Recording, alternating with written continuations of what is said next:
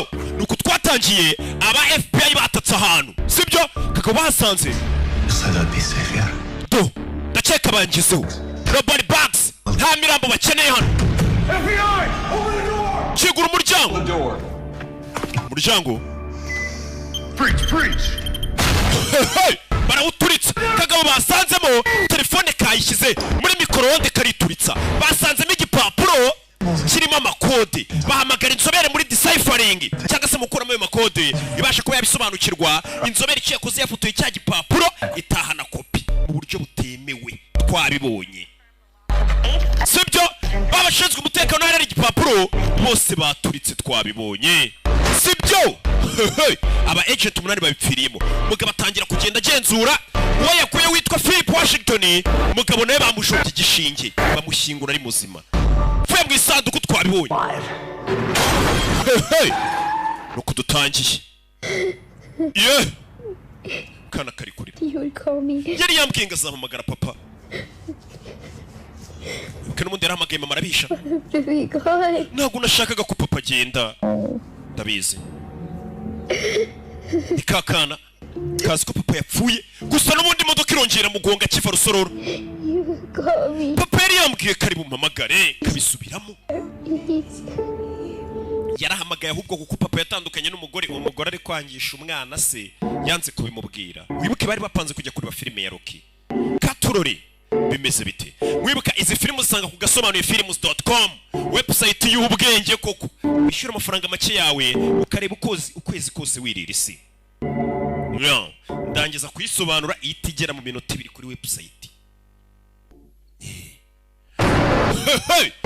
nuko tugatangiye banyise Rocky abanzi ubundi ntabwo bajya bangereranya bimeze bite rero nuko tugatangiye umugabo niwe wenyine wabashe kubona rwa rupapuro ndetse urupapuro rw'amakode yaratangiye kugenda huza izina rya mbere kwe muri uru rupapuro yasanze ari umuntu witwa Gordon Jimmy yarapfuye hashize amezi birapfuye uwa kabiri yasanze nawe ari gupfa umugabo twabonye bamugonga akivanwa rusororo bimeze bite bari bamushyinguye ari muzima ese rupapuro ruri hiki rwanditse mu makode bamwe bararureba bakavuga ngo rwanditse rurimo igishinwa hieroglyphe bimwe by'abanyamisiri bya mbere iki n'iki ikiratini mbega bakeneye umuntu wa danje ndetse yagiye arimo ibishushanyo ku buryo ari amakode ahambaye bakeneye inzobere kuko ayo makode yayagira gute gusa sinzi bararukora urupapuro FBI butuvugana urupapuro nta rwifite bimeze bite wicara hamwe utuza gusa kuva rero ko wagafashemo nta mayobera ngiye niyemeje kujya mbaha filime ukagira ngo uri kuyireba mu kinyarwanda ijambo kurindi aizo njya mbona gere Cypher ko bakize nage akorino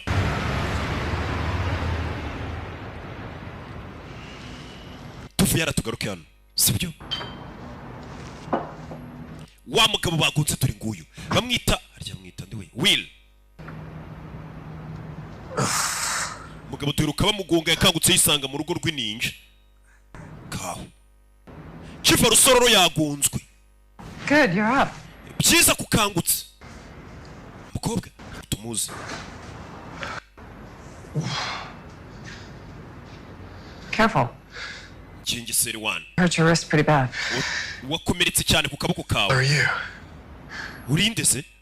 Umve. I'm Claire. Banyita Claire. Where the hell am I? Ndi hehe? You were in an accident and Wakoze impanuka? Well, I hit you. Ninjye wakugonze. I ran a red light, didn't I? Nari mviye feruje. I ran a red light. Sorry, that was my fault. Like amakosa nanjye ninjye uruviye feruje. Paying attention. Ntabwo rindi kwita ku bintu nyine yatwaye nyine huzagurika. Yihuta. I'm sorry, I gotta Nabizirika ngende. go. Ntagutinda mu rugo rw'umukobwa burya ntuga. On purpose. Nakugonze mbishaka. Kuki? Nakugonze mbishaka. What did you just say? Uvuze nguki? The accident. Iriya manuka. It wasn't your fault. Ntabwo ari wari wakoze ikosa. I had to do it. Nari mfite kukugonga. Save your life, Will. Bwari bwo buryo bwonyine bwo gutabara ubuzima bwawe. Will. Uzi gute izina ryanjye yitwa Will? Umukobwa utuje adahubuka atuje aricara. I know a lot more than just your name. Nzi ibirenze n'izina ryawe ariko. I know where you live, Nzi aho utuye. what car you drive, Nzi imodoka utwara kandi niyo uzuruka. for a living. Nzi icyo ukora ngo ubeho. And I know there are people looking for you. Nzi ko hari n'abantu bari kuguhiga. And I couldn't risk you falling into their hands. Kandi ntabwo nari gutuma ujya mu biganza by'abantu bari kuguhiga. To save my life. Wa muginge wangonze ngo unabare. Uri kunyica. You were already dead. N'ubundi ariko wari wapfuye. You just didn't know it. Ikibazo ntabwo ubizi ko wari ugiye gupfa. They had you driving to, Ahantu bari bakubwiye ngo utware ugana. they were going to kill you. Iyo ugereyo bari kukwica ubwira ari kuri telefone bamubwira ngo ngwino hano ngo ngwino hano ngwino hano. So what else do you know? N'iki kindi uzi? Umukobwa utuje. Also aware that you might have access to a certain document. Nzi ko nanone ko hari document ushobora kuba ufiteho access. Document. You got the wrong guy, okay? Wanyibeshyeho. I don't know what the hell you were talking about. Ibyo uvuga ntabyo nzi. You said anything about a list? Iyo liste nayo nzi, liste ninde wayivuze? I mentioned a document. Njye mvuze document. Anything about a list? Ntabwo nigeze mvuga liste ahubwo uyikuye he weho uyivuze. Hey! I gotta go. Mfite kugenda. Ni umukobwa utuje udafite ubwoba udahubuka. Buretse. Ava yatuje. Buriya guhubuka no gusara ni bibi.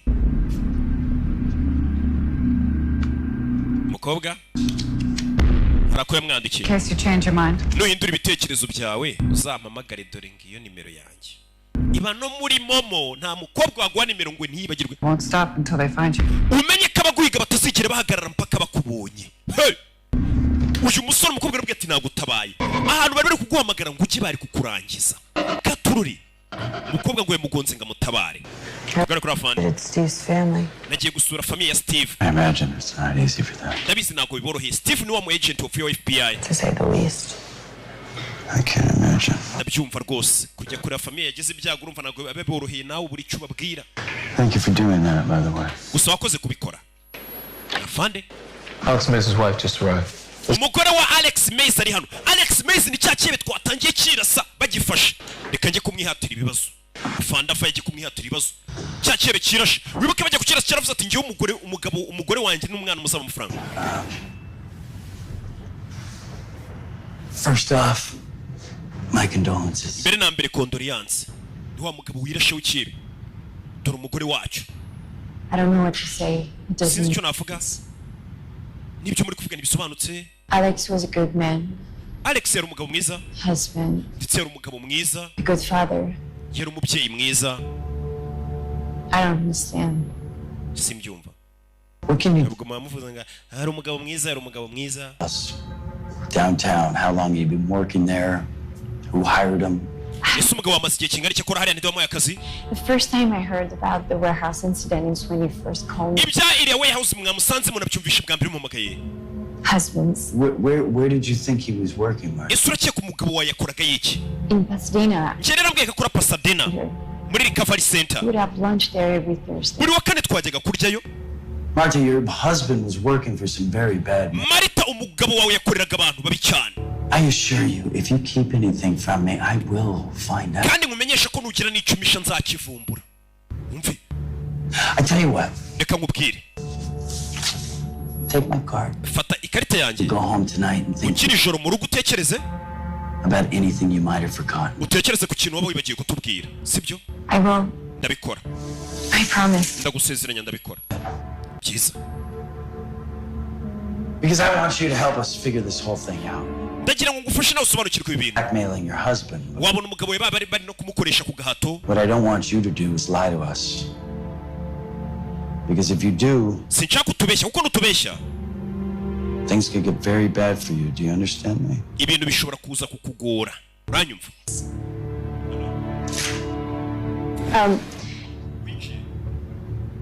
I would like to retrieve my husband's remains and hold proper burial.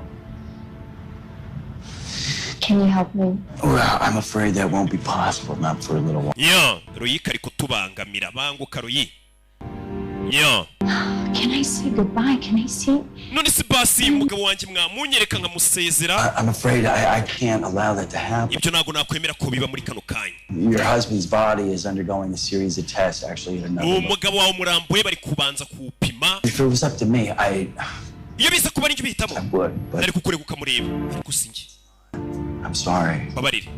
Now, what I can do, Icyo nakora ni And I don't recommend you look at them due to their graphic nature, but show you some fun. nubwo nakugira inama yo kureba ifoto y'ukuntu yirashe ariko wahitamo yinyereke areba ifoto y'umugabo ukuntu yapfuye.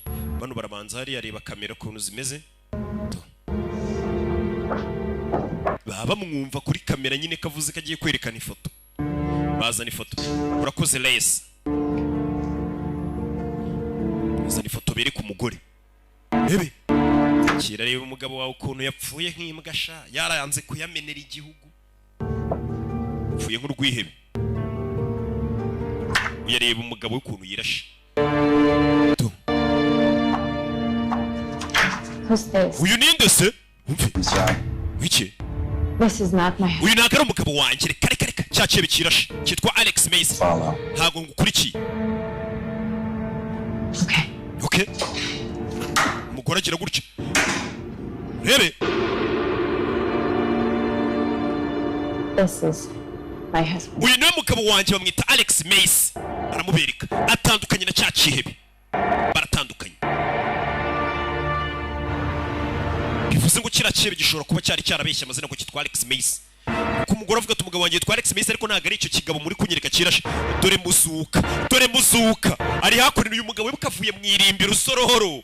Yavuye ninjoro. Igihugu cyose kizi ko yapfuye. Katorore. Abize umuntu yapfuye bamushyingura mu gakote bari bamushyinguyemo nikacyambaye.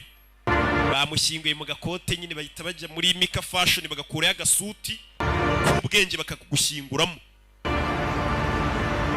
Ngiye nta kibazo mfite cy'ukuntu muzanshyingura.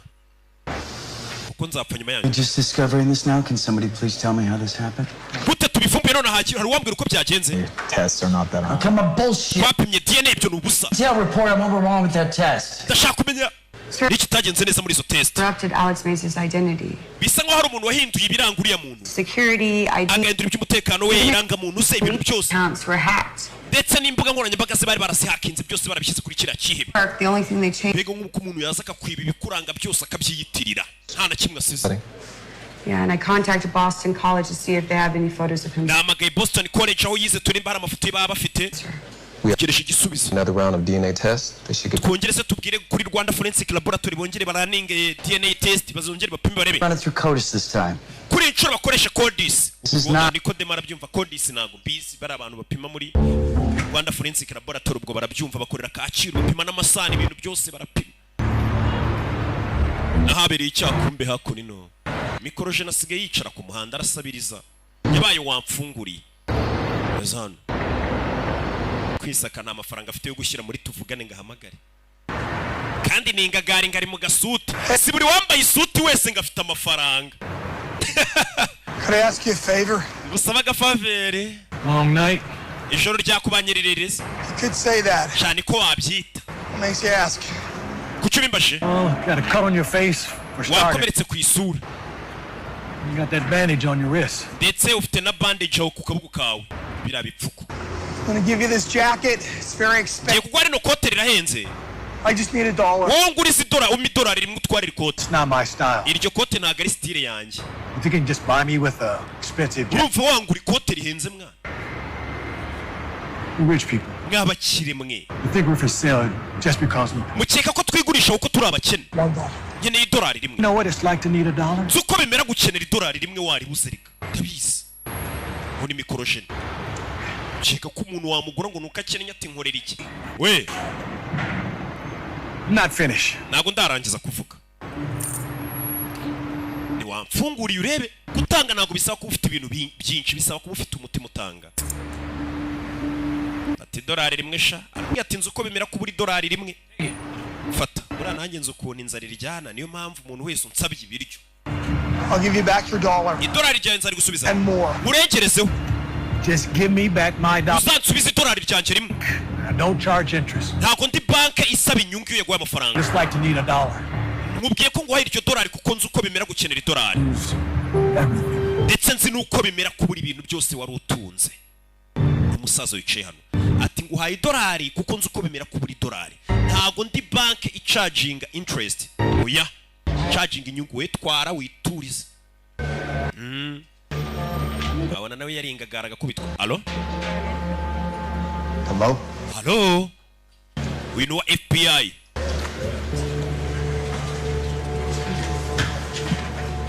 wibuka niwe rurangiye akazi Will Scott amurangirikira akamubwira ati ngwino udufashe gukura kode mu rupapuro twabonye. Will witwa Kat. It's me. Ni jewe. What the hell, Will? Will Nyagasani umuntu bari bazi ko bashinguye ejo. Have you seen Anna? Wabonye umwana wanjye Anna? Ese ameze neza? Yeah, at your funeral yesterday. Ejo namubonye ku kiriyo cyawe. Nyagasani mugabanga Sir, yari yarakaye. What kind of question is that? Of course she thinks you're dead. Cyo kibazo nyabacumba se nyiri umwana yari yarakaye ko se yapfuye. right now, listen, I need to make sure Anna... Ndashaka kumenya ko umwana wanjye Anna amayinite ahita mushirana nawe urayazi to sike yuko yarumiwe je agiye gushyingura Will Scott yumvishe Will Scott amuhamagara katurore uyari hano telefone irafusona Kat Yeah. yego Ask you one serious question. giye kubaza ikindi kibazo kiri seri Who else have you contacted and who else knows you're alive? ninde wundi wahamagaye ninde wundi usikuri muzima niweho wenyine But we're gonna keep it that way. bikomeye gutyo ntukino tubwira Find you and ugiye kuza kureba tubikemure I'm downtown, gende mujyi rwagati Santa Fe and 7th. corner of Santa Fe niho hari okay, there's an old parking garage, uyatangira kumurangira hari ahantu hari parikingi 7th and Western. I'll meet you inside it. umuhanda wa karindwi Yeah, give me an hour. urabanza umpa isaha ariko Something I need to take care of. hari ibintu ngiye kubanza kwitaho Okay. Stay safe, Will. And no matter what you do not wirinde ntugire ikintu icyo ari cyo cyose ukora ntugire uvukisha nze duhure uyu ni mushuti we ukorera FBI uyahoze akorera NSA bari baramuhagaritse kuri National Security Agency NSA y'Amerika ko bayita yakoreraga Will Scott witwa Kat yarumiwe ariko uzi kujya ku kiriyo cy'umuntu isho kumva araguhamagaye ati bimeze bite broze ikibazo bikureba ibinyamakuru hano byasohotse kora mu kinyamakuru hano azi ko neruka kubona ikinyamakuru we ibinyamakuru n'aba agent 8 bapfuye bapfiriye mu iturika twarebonye muri episode ya mbere komeza kureba ikinyamakuru kureba hano Will Scott waza akora NSA aruhuke mu mahoro Nyagasani ibinyamakuru byamutangaje byamubitse Dental analysis and DNA came back without results. abantu bapimye amenyo bapimye na DNA batubwiye ko abantu batandukanye. We ran a full body x-ray ndetse n'umubiri wose twawupimye bya x-ray prosthesis in the victim's upper right shoulder. dusanga uriya wapfuye yari afite akantu k'insimburangingo mu rutugu rwe Surgery took place 2 to 3 years ago. kakuma bagushyize mu rutugu mu kaguru kakuma Have markings on the prosthesis itself. kano ka prosthesis niko batwita turiya tuntu tw'insimburangingo Center. We've already initiated. kaba kariho serial number z'ivuriro ryakaguteyemo. Undergone surgery, there would have been 2 working surgeons. turebye abantu bashyize mutwe tuntu Arms are harimo umuganga witwa Andy Osma We've already yo tugiye guhera tureba reached and matched the serial numbers to the ones in our record. bivuze ngo tugiye kureba izo serial number zari ziri kuri ka kantu k'insimburangingo basanze muri uwo mugabo trace it back to the wa wundi wirashe kugira ngo bamenye iryo vuriro bamuteremo ku kantu k'insimburangingo nta myirondoro basigaranye bamenye uwo ari we kuko uriya mugabo babonye wirashe kira kiebe cyari cyaribye imyirondoro y'umuntu witwa Alex Mace none bagisanzemo insimburangingo ufite serial number barashaka kujya kureba iryo vuriro ryamushyizemo iyo nsimburangingo rather than some bamenye nyine imyirondoro ye. provide us with any information. All right, Kurt. You may explore that avenue, but I want all other agents to stay. abandi bose bagume ku kazi Guys, good work. Dismissed. mucishene una fandi katuri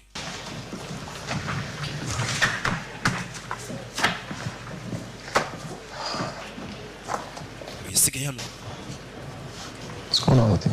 katumeze uti wibuke Kati yahamagawe n'umuntu ejo yashyinguye afite ubwoba nawe ntabwo ari kubyumva bagenzi be barabibona tumeze ute mwana ko tubona utarwiyambitse ruba rurubwa katururi uyavaye yihuse cyane yavuganye na Will Scott ko bagiye guhura ejo arabizi yaramwishyinguriye aracyari muzima ate nakubwiye ngo iriya liste nari amakode yayo tutarasobanukirwa hishe byinshi hey! katururi uyavayo yeah. avayo yihuse cyane ajye kure uko bimeze zakunino kumbe dore ku ishuri akana kari hano kapfushije papa nta byishimo gafite wibuke bamushyinguye ejo na bihugu ni n'abagome ejo umwana yavuye gushyingura se nta nubwo bamuha icyumweru cy'akaruhuko ugomba kubyukira ku ishuri saa moya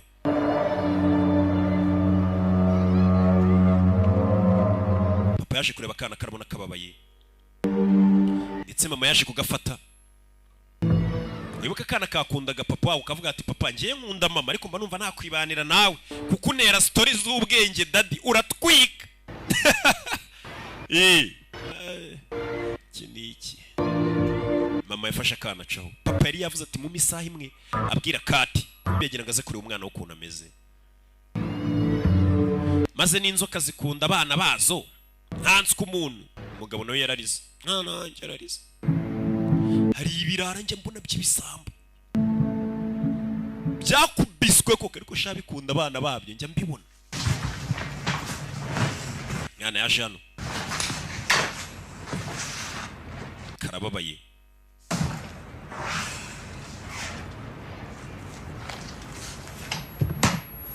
Wibutse ukeneye kwamamaza kuri izi filime uhamagara ku cyicaro gikuru cy'agasobanuye mu Rwanda. Do your favorite sandwich. Ntabwo kore ya sandwich ukundi. Nayo nshaka kurya. You need to eat, baby. Mfite kurya mwana. I wasn't hungry, Mom. Kandi nkubwiye ko nashonje mama. Nyagasani. Nyimvire. Okay. Hano nimba ari ubukene umwana avuye ku ishuri saa sita muzaninga umugata arye. Ntababwira impamvu ngiye Amerika ntavuye nkanga kubayo hasi nguruke ngo nawe rero ntago nahaba. Cyakora ndagenda nkanywa agacupa nkarara ntayo. Go take a shower. Reka njye koga. Anything else before I go? Hari ikintu ukeneye mbere yuko ngenda. Kamurya sini nakana. Ifite ibibazo kabuze papa uraza ukabwa angine. Bakita Ana. Yeah. Papa yapfuye. Mbibutsa ko mwese muri kureba iyi filime namwe muzapfa. Kana karebye hano. Telefone ya mama wako. Wibuke ku munsi w'ejo papa akajya gupfa. Bari bafitanye gahunda yo kujya kureba filime ngo ya Rocky. Akana kakabaza ngo ese papa ntago yigeze guhamagara. Mama tishwi da iso ntago yahamagaye. Kumbe papa yari yahamagaye. Hey, sweetheart. Yumvisha message. Ni papa wawe. Got a little secret tomorrow. Cyabanga ry'ejo dufitanye. Sweetie, I gotta cancel. Sweetie mfite kuri canceling ya gahunda dufite twihagarika. Things got a little crazy, but we'll reschedule. Ikira gahunda tuyimure kandi ndagukunda. I'll talk to you soon. Nzakuvugisha vuba. Sweetheart, bye. Yumvishe ko papa we burya atabeshya yari yamwoherereje message. Mama kubera yashwanye na se yanze kumvisha message umwana. Abyeyi njya mbona ahura n'umwana bite mwana. Papa sari aya soje umureka n'umusinzi. Ni ndaye. Bira bintu ni bibi mwamubwira abana.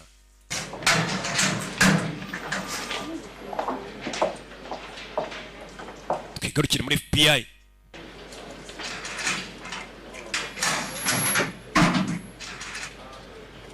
Unilize. Izi kugera hano.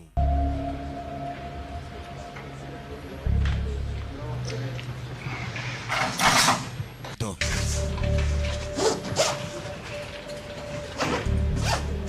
He's a brave man. Yari umugabo ufite umutima ukomeye. Tuzamukumbura. Nuwapfuye. We're gonna find whoever's responsible. Turaza kumenya ninde rubiri nyuma sasa uyu mukobwa amenya hari umuntu yakundaga muri baba basore 8 byatangiye bahira mu nzu. Like you was like a brother to me. Kimwe nawe yari umuvandimwe wanjye yekuri nge. Umuvandimwe kuri nge. Yeah. Yego. Brother. Yari umuvandimwe. Ciao. Bagenzi bo bakoranaga bapfuye bari inshuti zabo. Ngiye nungurwa no kuba nubundi twese tuzapfa kuki iyo dupfuye mu babara. None bari ikintu kinshimisha n'ukuntu nzapfa nyuma yanyu mwese muri kureba ifire. Shaka rakantu karankorera. Munyitwareho neza ninjye uzabashyingura mume no ku mafaranga uko ninjye ninjye uzabashyingura. Listen, sweetie, I gotta cancel. Umwana akomeje kumva ya message yohererejwe na se. This work thing got a little crazy, but we'll reschedule. Ari kumva ya gahunda mbwa ati gahunda reka tuyihindura ibintu byabaye ubusazi. Talk to you soon. Nzakuvugisha vuba mwana wanje. Daddy. Ari kumeje kumva subizaho message ya papa mama yari yarayimuhishe. Mama arayumva yari yarayimuhishe kumwe ababyeyi muteranya abana na basi. Really sorry. Arabyumva. Crazy. So wambwiye ngo papa nta butumwa yohereje. Umugore arabyumvisha agira isoni. I'll talk to you. Papa yapfuye. Sorry, Okay, sweetheart. Anna. Bye. Babarire Anna. You said he didn't call. Wambwiye ko papa atigeze ahamagara. Siko wambwiye? Twana twarikuje mwi minsi. Ngaho fata telefone yawe. Hey, sweetheart, it's Daddy. karongera karayipureyinga agacaho. Secret tomorrow. Yari yamubeshye. Umwana aragiye yirirwa kuri sara ategereje ngo papa ze barebe filime aramubura ataha yarakariye se. Ari nabwo iryo joro yumvaga ngo papa yapfuye. Barakwereka muri iryo joro. Bari ijoro nimba ari no kumanywa sinzi yaje hano.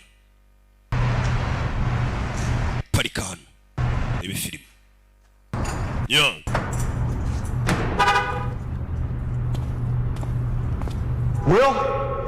Will ashikura na Will Scott.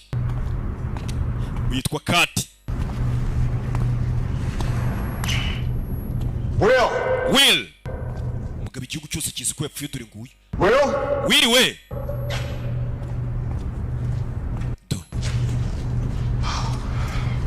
Shit, man. Shit. It's good to see you, but what? Kizo kubona. It's a long story. Inkuru ndende. Back to the document. Document. Okay, now where? Cyerekeranye na document. It's a hit list. Kurt. Ya document iri hariya burya ni hit list, ni list y'abagomba gupfa. I decoded the first name and then I was taken out. Nibwo nari mvumbuye izina rya mbere bahita banshyira hasi. Nabyutse ndi mu isanduku. I guess you did. Cyane. Yagasani. We need to call your director. Dufite guhamagara umuyobozi wawe. No, look, this is clearly bigger than you and me. Umva bino bintu birenze njye nawe. What you do first is Icyo dufite gukora radar for a bit. ni ukubanza kuba twihishe tugaceceka. Who else knows about this? Ninde wundi uzi ibintu? Who else do I trust? Ninde wundi se nizeye? Wowe wenyine. An hour before meeting me. Where were you? Umaze isaha. I went to see my daughter. None kure umukobwa wanjye. Aramubwiye ati ya kode rwa rwandiko babonye urimo amakode. Burya ngo ni hit list. Ni list y'abantu bagomba kwicwa. Ubwo abasobanuzi babwira ngo ni list y'abantu bari hit. God, why this is happening to me? It's gonna be okay, all right? Biraza kumera sawa. Calm. You need to take a breath and we'll analyze before we respond, all right? Bino bintu tubanze tubitekerezo neza mbere yuko nsubiza. Calm, okay? We need to. Nta kintu dufite cyo gutuza. There are other people on this. It's a hit list. Dufite kumenya abantu bose bari kuri la list n'abantu bagomba kwicwa. Kandi ntabwo basi ko bazapfa. I know. Tabizi. Just for a second. You say it's a hit list. Who's up next? Ninde wundi ugiye gupfa rero ukurikiye? Each line requires a key. Birabanza binsaba urufunguzo. With each one, I have to start anew. Ndetse buri muntu ngatangira muri ziriya kode ndeba. Contact director. I gotta. Duhamagara umuyobozi wawe. That's the only way. Bangubita umutekano ubundi menye abantu bose bari kuri la list n'uburyo bazicwamo n'igihe bazicirwa. Got that level of protection to get this done. I'm not. Sibyo tugende mbikore ndahantu harinzwe. Uyu yari yize yakura y'imbunda. Hey. Yagasani. Wa muntu wenyine yari yizeye mu gihugu. Mutunze imbunda. Nawe yahamagaye wenyine akabwira. Ibiki bijya mbere. I'm sorry, Will. Babarire Will. You're sorry. Babarire. Babarire.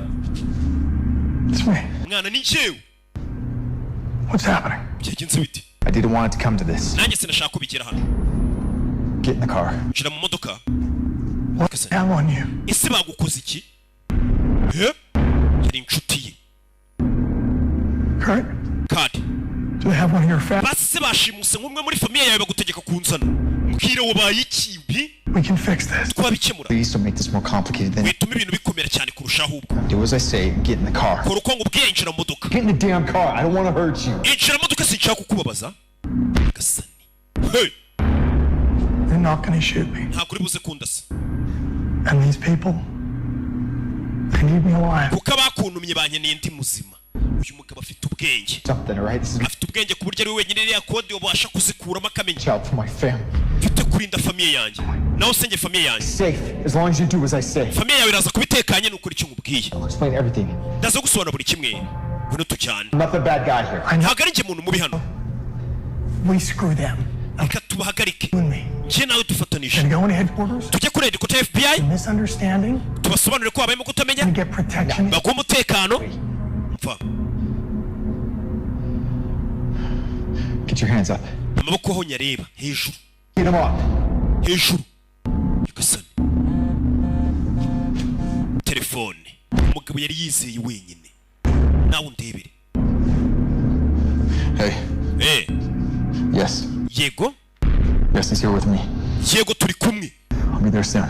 Ndaje vuba bidatinze. Understood. Ndabyumva cyane rwose. Yagasani. Baramumutumye. Ati ndamuzanye vuba cyane. Indukira. Dukira. Yagasani. Hey. What happened to the Kurt I knew? Ese Kati narinzi wabaye iki? Around. Ndavuze ngo uhindukira. Well, you've been playing both sides. Umaze igihe kingana iki uri kirumira habiri? Put your hands behind your back. Amaboko inyuma y'umugongo.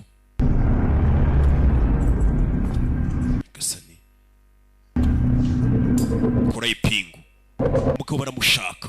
Sorry, Will. Babarire Will. Mutwe kuzuru cyawe. Punch.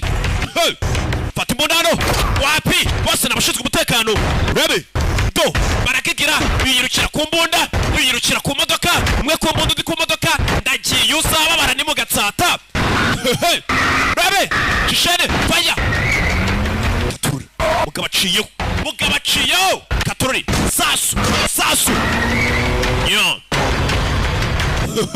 baramumutumye nawe bakoranaga yarashinzwe umutekano yari inshuti ye ahisha imbundano hagarara FBI soka modoka fata umudukano rebe arakurikira zinga imodoka yihuse cyane arakurikira muhanda hagati mama umutumye mbese bite ese uyu mugabo ni bande bamushaka no kuri telefone uyu mugabo nta nubwo yaragikora akazi ka leta gusa ni wenyine wabasha kumenya ko cya gipapuro burya ari lisiti y'amazina y'abantu bagomba kwicwa. Niba ku wa mbere yasanze yarapfuye yavumbuye uwa kabiri kimugera asanga nawe ari gupfa ari gusamba aribwo bamushinguraga ari muzima. gusa ngira lisiti iracyari y'amazina y'abantu benshi bagomba kwicwa kandi kugira ngo umenye ayo mazina biragoye. Yakurikiwe mu mujyi hagati katikati nibutse izi filime kuri BTN TV aga saa 9 kugeza saa 10 buri munsi.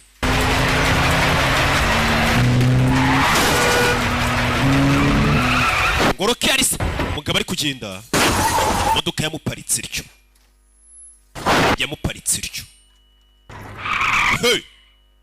modoka yari idunze irongera ireguka.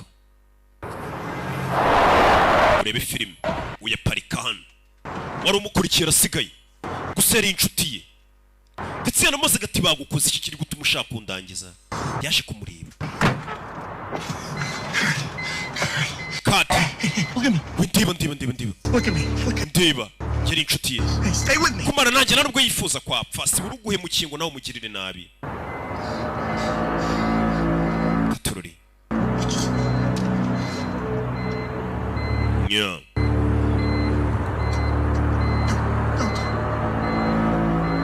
mugabo nuko yapfuye meze biti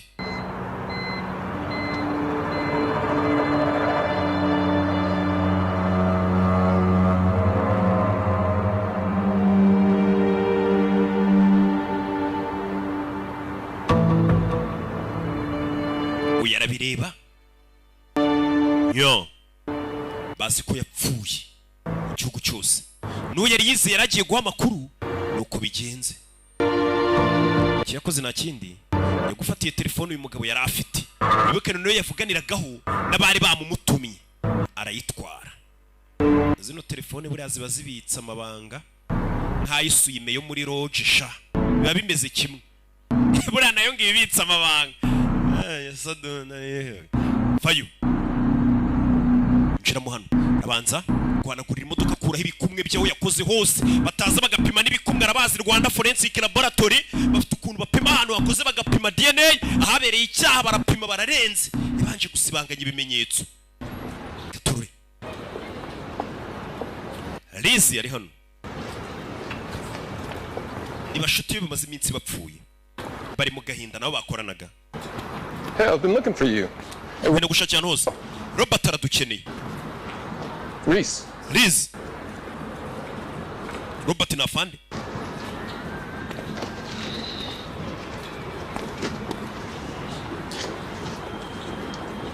Something wrong? hari ikibazo Just got back from the morgue. mvuye muri moruke. Robert wanted me to check with his team of analysis barambwiye ngo njye kureba ubusesenguzi bwakozwe ku bapfuye and identified suicide victims. cyane kuri wa undi wiyahuye cya kibe kirashe tugiye kugifata. I saw nabonye what? wabonye iki? the remains of the bodies. Nabonye ibisigarizwa by'imibiri y'abagenzi bacu wibuke bapfuye baturikijwe ubwo nyine nizingaro hirya akaboko hirya iki n'iki Gonna do anything for us.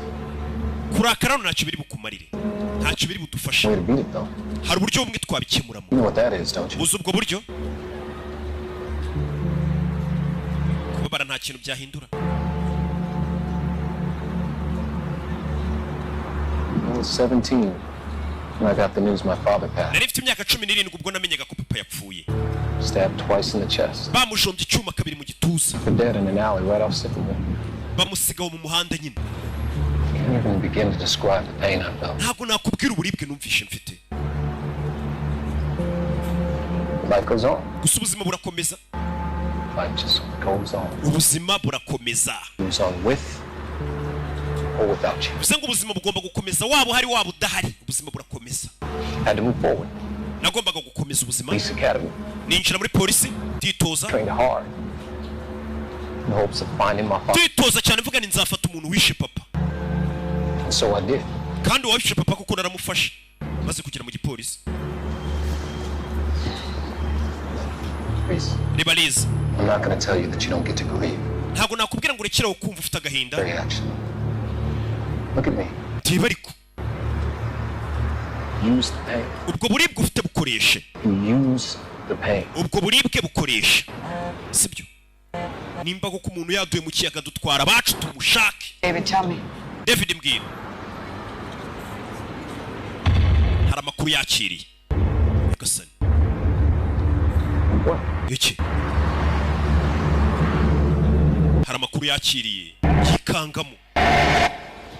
Peterson, you and Norville headed to Boston, right? Peterson, wena mugenzi wawe mwerekeje muri Norville. IT connection. Twagiye kure muri MIT ahuriya mugabo yize baracyari kwiga kuri cya kibe kirashe banze bakimenye. Full report of my destiny, I would dismiss. Nonzere raporo yose ku ntebe yanjye ni muyirangiza muco. Bano baje hano.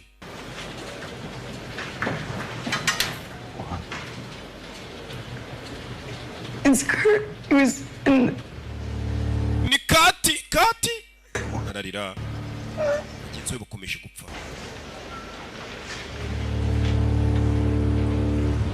You're telling me we lost another agent? Urambwira ko twabuze undi mu agent? Pursuit of a suspect in downtown LA. Yarari guhiga ukekwa muri downtown muri Los Angeles.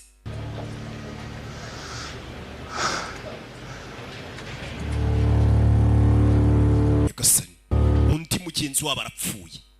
Hey, iki kirego gikomeje kubacanga. Rebe. He said he was in pursuit of a suspect. Do we know? Umbwiye ko yarakurikiye uri guhigwa. Uri guhigwa twaba tumuzi wapi?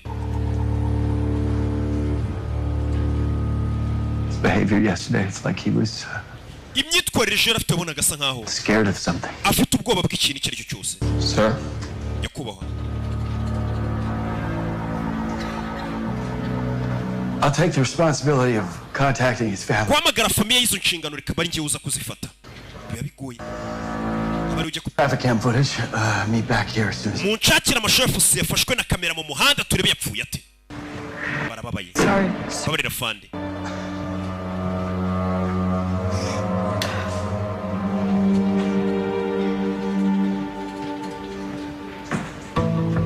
Yeah.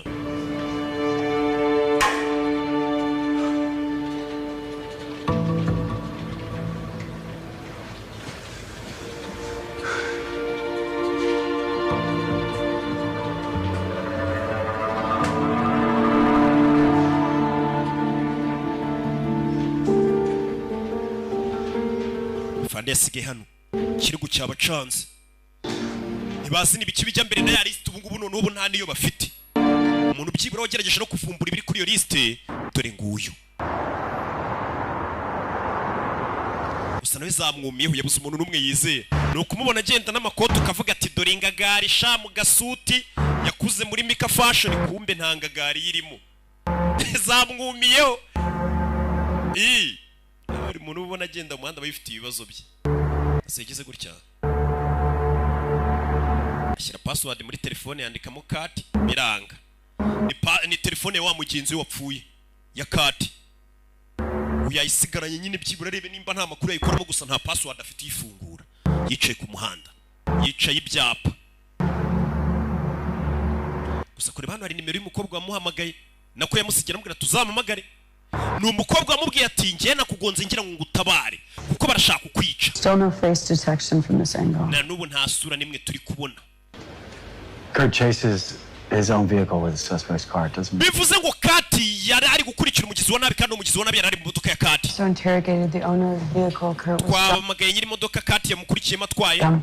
Avuga ko Kati yimukuyemo mutunzi imbunda niya modoka yatse umuturage agakurikira. Will Scott. Never gave up easy. Ntabwo yajyaga apfa kuva ku bintu byoroshye. That's what I was thinking. Uzicyo nekereza. Can you play back about 30 seconds? Subiza inyuma y'amashusho yafashwe ku muhanda ku masegonda 30. Aho ngaho. Urebe. Kurano yitonze. Urebe filime. Fleeing an FBI agent, only to spend the last few moments at his side. Umuntu wari uri guhunga ni gutegarutse kongera kagaruka ku modoka y'umuntu uri kumuhiga. call for backup. Kuki atamagaye ubundi umusada? Personal affair. Bisa nkaho byari ibibazo bye bwite. Off the clock pissing contest gone too far. Bisa nkaho bamurakaje bikagira kure. You look like a close pair. Uriya muntu ariko mumukurure neza twitonda. Zooming.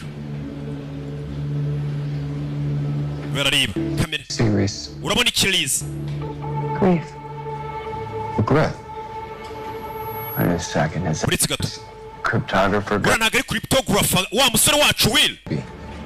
Ntabwo bishoboka. The guy died 2 days ago. Hashize iminsi 2 uwo nguwo wapfuye cryptographer ntabwo yaba ari we. I suggest we ask his family a few more questions. Urabizi tujye gusura famiye tuyihatuye ibibazo. Respect.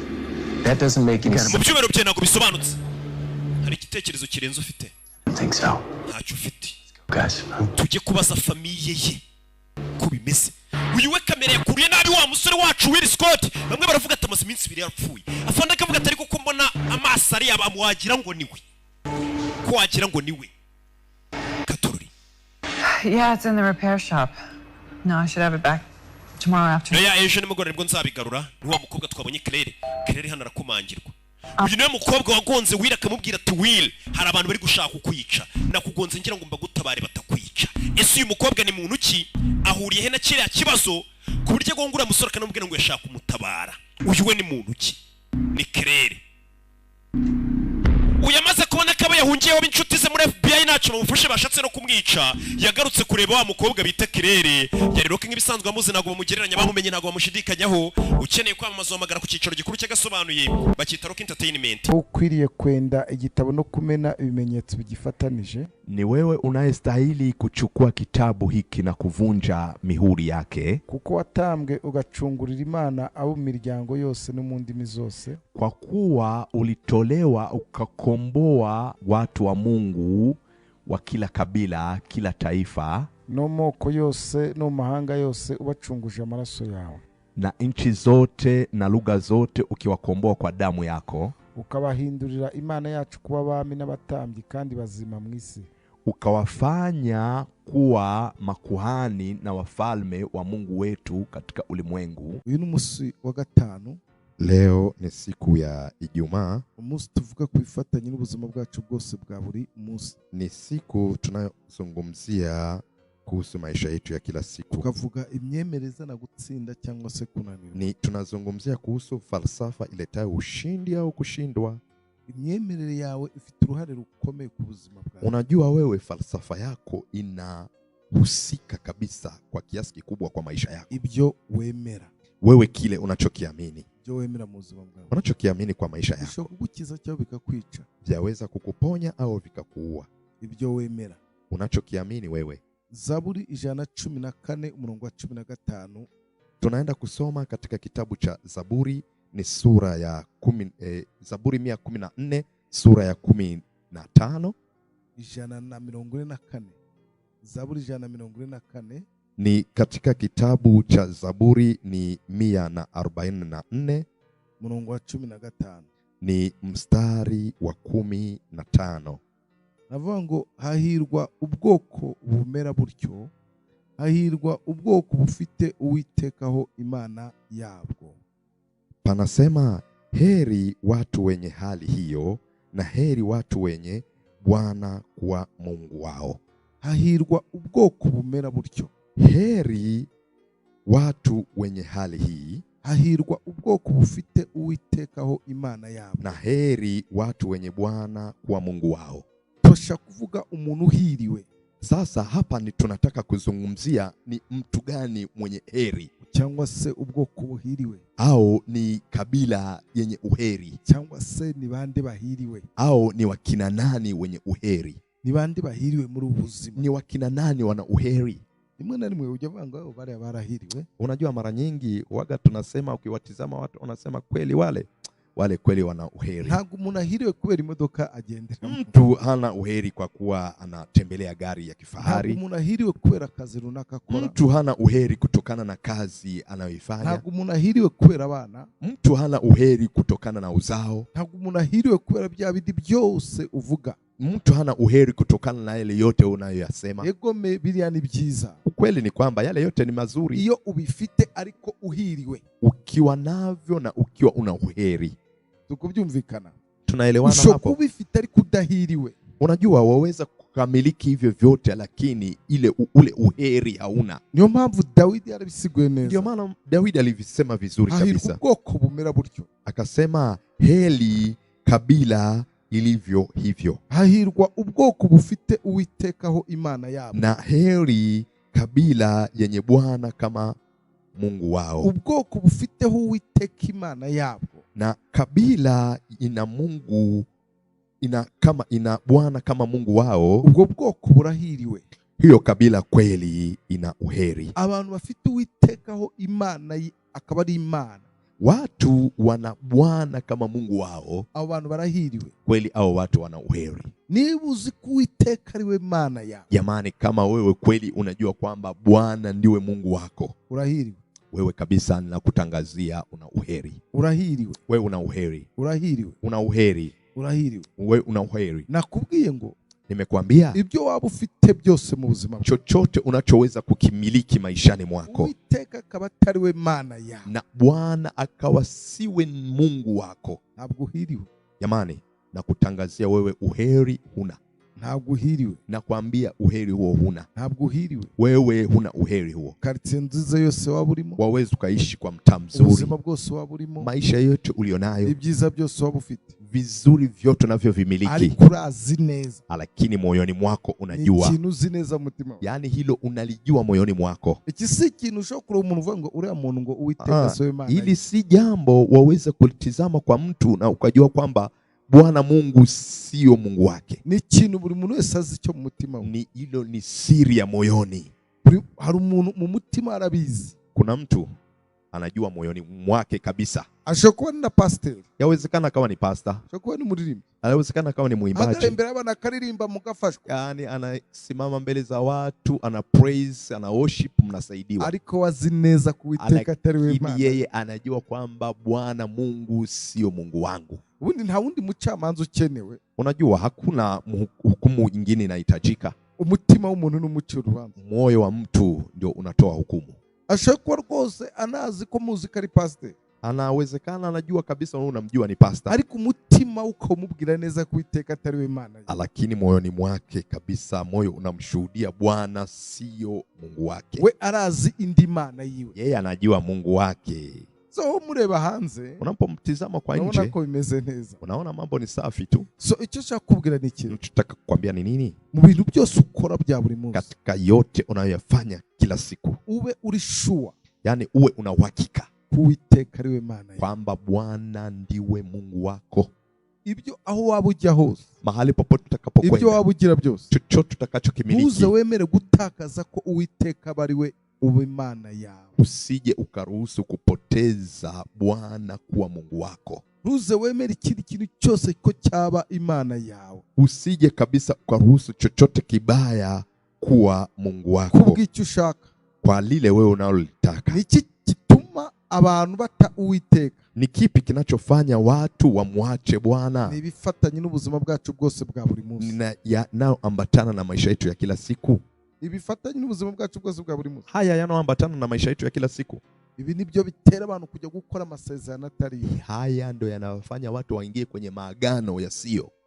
Bakabaho bazi kuwiteka atari we Mana yao. Na wanaishi wakijua kwamba Bwana sio Mungu wao. Abantu rero baratangaje. Hawa watu kabisa ni waajabu. Ushobora kubagwa ngo musenge mugasenga da? Yaani unaweza kuambia kabisa tusali kwa pamoja, mnasali? No mu rusengero bakajyaje. Hata kanisani wanakuja. n'ibikorwa by'Imana bagakora. Kazi za Mungu wanazifanya kabisa. Ariko bazi neza. Lakini wao wanajua. Iyo Mana muvuga ko atari yo Mana. Huyu Mungu mnayemtangaza, mnayemhubiri sio Mungu wao. We abizi neza umutima. Hilo moyoni mwake ni siri analijua. Abafite Uwiteka Imana yao. Sasa na walio na Bwana Mungu wao. Abantu barahiriwe. Hao watu kweli ni wabarikiwa. Walio na maisha namna hiyo ni wabarikiwa. Abantu barahiriwe. Hao ni wabarikiwa. Beshi bamaze kuva muri iyo nzira. Sasa wengi wameshatokana na njia hii. Na abategetsi, ni viongozi, ni watawala. Aho baryamye. Lakini mahali walipolala barazi neza icyo abaye. Wanajua mikataba na kilichotokea. Ni matajiri. Ariko barazi neza icyabaye. Wanajua walichokifanya. Bari mu mituga myiza. Wanatembelea magari ya kifahari. Yaani mtu namuona ni mbarikiwa. Ariko azi neza umutima w'icyabaye. Lakini moyoni mwake anajua alichokifanya. So umutima wonyine, moyo wako pekee, nuzakwemeza kuiteka ari Imana. Huo ndio utakaye kushuhudia kwamba Bwana ndiwe Mungu wako. N'ubumeze utyo, kama wewe ulivyo hivi, urahiriwe. Wewe ujue ni mbarikiwa. Niba uri mu bwoko umeze gutyo, kama upo katika kabila ya namna hii, uri mu bwoko buhiriwe. Wewe upo katika kabila iliyobarikiwa. Imana iguhezagire cyane. Na Mungu akubariki mno. Imana iguhumugisha. Mungu akukilimie bahati zake. Karibu iri joro. Karibu usiku wa leo. Muri Midnight Fire. Kwa Midnight Fire. Dutangira saa 6 z'ijoro za Nairobi. Tunaanza saa 6 usiku time ya Nairobi. Kugeza saa 8. Mpaka saa 8. Muri online altar. Ni kwenye huduma ya online altar. Kuri channel yacu. Uwe unatufuatilia kwenye channel yetu Holy City TV Official. Holy City TV Official. Aho yandikishe na ujisajili. Ni byiza cyane uzabugize neza. Ni vizuri utakuwa umefanya vyema. Yes, no kuri Facebook. Na kwenye page ya Facebook. So karibu ubane natwe muri rijoro. Karibu uwe pamoja nasi usiku wa leo na Mungu akubariki. Imana iguhumugisha. Mungu akupe baraka zake. Sunday hii itakuwa ni Sunday ya mwisho wa mwezi. Karibu kwenye kusanyiko. Ni kusanyiko la uponyaji na kufunguliwa. Tunakupokea. Shalom, shalom. Shalom, shalom. Ibuka nimero ya telefoni. Kumbuka ile namba ya simu. Gutanya 254 plus 254 743 942 Fata nanjye gusengera isengesho. Omba pamoja nami. Nukuri kugirwa neza n'imbabazi bizanyuma y'imisi yose nyiriho, nanjye nzamunzu w'iteka ryose. Amen. Hakika wema na fadhili zitanifuata siku zote za maisha yangu, nami nitakaa nyumbani mwa Bwana milele. Iteka gumugisha kurinde. Bwana akubariki na kukulinda. Iteka kumurikishiza maso akugire neza. Bwana akuangazie nuru za uso wake na kukufaza. Ukwiriye kwenda igitabo no kumena ibimenyetso bigifatanije. Ni wewe unayestahili kuchukua kitabu hiki na kuvunja mihuri yake, kuko watambwe ugacungurira Imana abo miryango yose no mu ndimi zose. Kwa kuwa ulitolewa ukakomboa watu wa Mungu wa kila kabila, kila taifa, no moko yose no mahanga yose, ubacunguje amaraso yawe, na nchi zote na lugha zote, ukiwakomboa kwa damu yako, ukabahindurira Imana yacu kuba abami n'abatambyi kandi bazima mu isi, ukawafanya kuwa makuhani na wafalme wa Mungu wetu katika ulimwengu. Uyu ni umunsi wa gatanu. Leo ni siku ya Ijumaa. Umunsi tuvuga kuifatanya n'ubuzima bwacu bwose bwa buri munsi. Ni siku tunayozungumzia kuhusu maisha yetu ya kila siku. Tukavuga imyemereza na gutsinda cyangwa se kunanirwa. Ni tunazungumzia kuhusu falsafa iletayo ushindi au kushindwa. Imyemerere yawe ifite uruhare rukomeye ku buzima bwawe. Unajua wewe falsafa yako inahusika kabisa kwa kiasi kikubwa kwa maisha yako. Ibyo wemera. Wewe kile unachokiamini. Ibyo wemera mu buzima bwawe. Unachokiamini kwa maisha yako. Bishobora kugukiza cyangwa bikakwica. Vyaweza kukuponya au vikakuua. Ibyo wemera. Unachokiamini wewe. Zaburi 114:15. Tunaenda kusoma katika kitabu cha Zaburi, ni sura ya Zaburi 114 sura ya 15. 144. Zaburi 144. Ni katika kitabu cha Zaburi ni 144 murongo wa 15. Ni mstari wa 15. Navuga ngo hahirwa ubwoko bumera buryo, hahirwa ubwoko bufite Uwitekaho Imana yabwo. Panasema heri watu wenye hali hiyo, na heri watu wenye Bwana kuwa Mungu wao. Hahirwa ubwoko bumera buryo. Heri watu wenye hali hii, hahirwa ubwoko bufite uwitekaho imana yabo. Na heri watu wenye Bwana kuwa Mungu wao. Tosha kuvuga umuntu uhiriwe. Sasa hapa ni tunataka kuzungumzia ni mtu gani mwenye heri, cyangwa se ubwoko buhiriwe, au ni kabila yenye uheri, cyangwa se ni bande bahiriwe, au ni wakina nani wenye uheri, ni bande bahiriwe muri ubuzima, ni wakina nani wana uheri. Rimwe na rimwe ujya vanga wao bale barahiriwe. Unajua mara nyingi waga tunasema, ukiwatizama watu unasema kweli wale kweli wana uheri. Ntago umuntu ahiriwe kubera imodoka agendera. Mtu hana uheri kwa kuwa anatembelea gari ya kifahari. Ntago umuntu ahiriwe kubera kazi runaka akora. Mtu hana uheri kutokana na kazi anayoifanya. Ntago umuntu ahiriwe kubera abana. Mtu hana uheri kutokana na uzao. Ntago umuntu ahiriwe kubera bya bidi byose uvuga. Mtu hana uheri kutokana na yale yote unayoyasema. Egome biriya ni byiza. Ukweli ni kwamba yale yote ni mazuri iyo ubifite ariko uhiriwe. Ukiwa navyo na ukiwa una uheri. Tukubyumvikana. Tunaelewana hapo. Usho kubifite ariko udahiriwe. Unajua waweza kukamiliki hivyo vyote lakini ule uheri hauna. Niyo mpamvu Dawidi arabisiguye neza. Ndio maana Dawidi alivisema vizuri kabisa. Ubwoko bumera buryo. Akasema heli kabila ilivyo hivyo. Hahirwa ubwoko bufite uwitekaho imana yabo. Na heri kabila yenye Bwana kama Mungu wao. Ubwoko bufiteho uwiteka imana yabo. Na kabila ina Mungu ina Bwana kama Mungu wao. Ubwo bwoko burahiriwe. Hiyo kabila kweli ina uheri. Abantu bafite uwitekaho imana akaba ari imana. Watu wana Bwana kama Mungu wao. Abo bantu barahiriwe. Kweli hao watu wana uheri. Niba uzi kuwiteka ariwe mana yao. Jamani, kama wewe kweli unajua kwamba Bwana ndiwe Mungu wako, urahiriwe. Wewe kabisa ninakutangazia una uheri. Urahiriwe. Wewe una uheri. Urahiriwe. Una uheri. Urahiriwe. Wewe una uheri. Nakubwiye ngo nimekuambia ibyo waba ufite byose mu buzima, chochote unachoweza kukimiliki maishani mwako, Uwiteka akaba atariwe mana yao, na Bwana akawa siwe Mungu wako, ntabwo uhiriwe. Jamani, nakutangazia wewe uheri huna. Ntabwo uhiriwe. Nakwambia uheri huo huna. Ntabwo uhiriwe. Wewe huna uheri huo. Quartier nziza yose waba urimo, waweza ukaishi kwa mtaa mzuri, ubuzima bwose waba urimo, maisha yote ulionayo, ibyiza byose waba ufite, vizuri vyote unavyovimiliki, ariko urazi neza, lakini moyoni mwako unajua, ikintu uzi neza mutima, yani hilo unalijua moyoni mwako. Iki si ikintu ushobora umuntu uvuga ngo uriya muntu ngo Uwiteka sowe Imana. Ili si jambo waweza kulitizama kwa mtu na ukajua kwamba Bwana Mungu sio Mungu wake. Ni ikintu buri muntu wese azi cyo mu mutima we. Ni hilo ni siri ya moyoni. Hari umuntu mu mutima arabizi. Kuna mtu anajua moyoni mwake kabisa. Ashobora kuba ni pastor. Yawezekana kama ni pastor. Ashobora kuba ni muririmbi. Yawezekana kama ni muimbaji. Hata mbele y'abana akaririmba mugafashwa. Yani anasimama mbele za watu, ana praise, ana worship, mnasaidiwa. Ariko wazi neza kuwiteka atariwe Imana. Yeye anajua kwamba Bwana Mungu sio Mungu wangu. Ubundi nta wundi mucamanza ukenewe. Unajua hakuna hukumu nyingine inahitajika. Umutima w'umuntu n'umucyo rubanza. Moyo wa mtu ndio unatoa hukumu. Ashobora rwose anazi ko muzika ari pastor. Anawezekana anajua kabisa wewe unamjua ni pastor. Ariko umutima ukamubwira neza kuwiteka atariwe Imana. Lakini moyoni mwake kabisa moyo unamshuhudia Bwana sio Mungu wake. We arazi indi mana yiwe. Yeye anajua Mungu wake. So mureba hanze, unapomtizama kwa nje, unaona ko bimeze neza. Unaona mambo ni safi tu. So icyo cyakubwira ni iki? Nataka kukwambia ni nini? Mu bintu byose ukora bya buri munsi, katika yote unayoyafanya kila siku, ube uri sure, yani uwe una uhakika kuwiteka ariwe Mana kwamba Bwana ndiwe Mungu wako.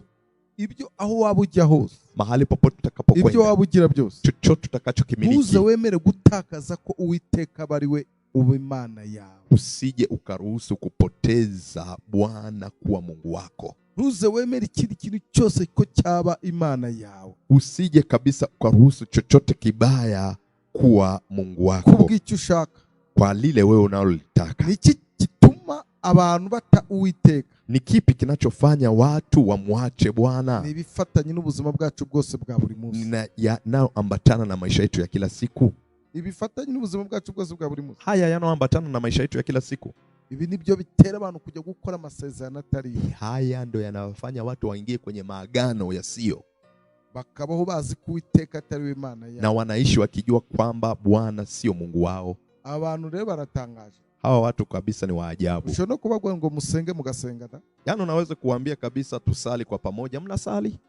No mu rusengero bakajyayo. Hata kanisani wanakuja. N'ibikorwa by'Imana bagakora. Kazi za Mungu wanazifanya kabisa. Ariko bazi neza. Lakini wao wanajua. Iyo Mana muvuga ko atari yo Mana. Huyu Mungu mnayemtangaza, mnayemhubiri sio Mungu wao. We abizi neza umutima. Hilo moyoni mwake ni siri analijua. Rero abafite Uwiteka Imana yao. Sasa na walio na Bwana Mungu wao. Abantu barahiriwe. Hao watu kweli ni wabarikiwa. Walio na maisha namna hiyo ni wabarikiwa. Hao bantu barahiriwe. Hao ni wabarikiwa. Beshi bamaze kuva muri iyo nzira. Sasa wengi wameshatokana na njia hii. Na abategetsi, ni viongozi, ni watawala. Aho baryamye. Lakini mahali walipolala barazi neza icyo abaye. Wanajua mikataba na kilichotokea. Ni matajiri. Ariko barazi neza icyabaye. Wanajua walichokifanya. Bari mu mituga myiza. Wanatembelea magari ya kifahari. Yaani mtu namuona ni mbarikiwa.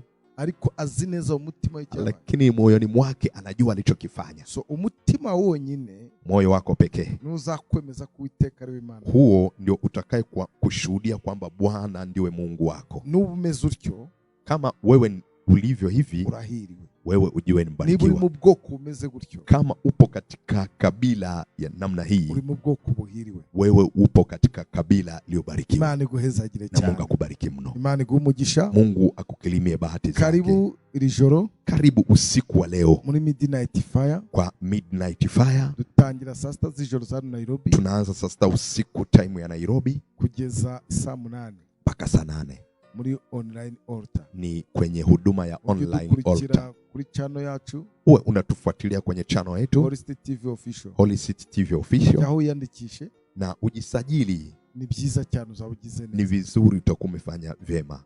Yes, no kuri Facebook. Na kwenye page ya Facebook. So karibu ubane natwe muri rijoro. Karibu uwe pamoja nasi usiku wa leo na Mungu akubariki. Imana iguhumugisha. Mungu akupe baraka zake. Sunday hii itakuwa ni Sunday ya mwisho wa mwezi. Karibu kwenye kusanyiko. Ni kusanyiko la uponyaji na kufunguliwa. Tunakupokea. Shalom, shalom. Shalom, shalom. Ibuka nimero ya telefoni. Kumbuka ile namba ya simu. Gutanyi 254 plus 254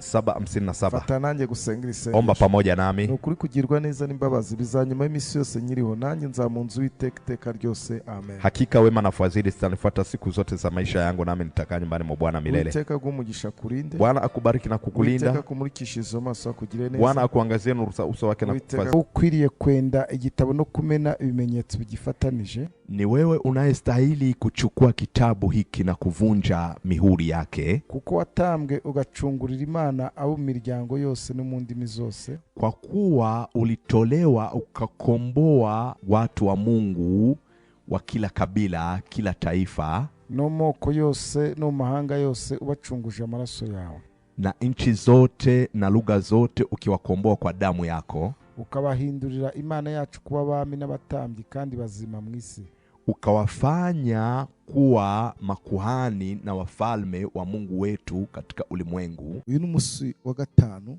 Leo ni siku ya Ijumaa. Umunsi tuvuga kubifatanya n'ubuzima bwacu bwose bwa buri munsi. Ni siku tunayozungumzia kuhusu maisha yetu ya kila siku. Tukavuga imyemereza na gutsinda cyangwa se kunanirwa. Ni tunazungumzia kuhusu falsafa iletayo ushindi au kushindwa.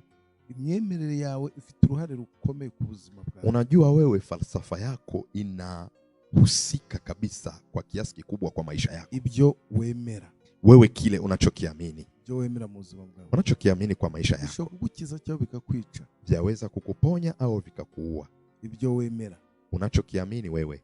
Zaburi 114 umurongo wa 15. Tunaenda kusoma katika kitabu cha Zaburi, ni sura ya Zaburi 114 sura ya 15. 144. Zaburi 144. Ni katika kitabu cha Zaburi ni 144 umurongo wa 15. Ni mstari wa 15. Navuga ngo hahirwa ubwoko bumera butyo, hahirwa ubwoko bufite Uwitekaho Imana yabwo.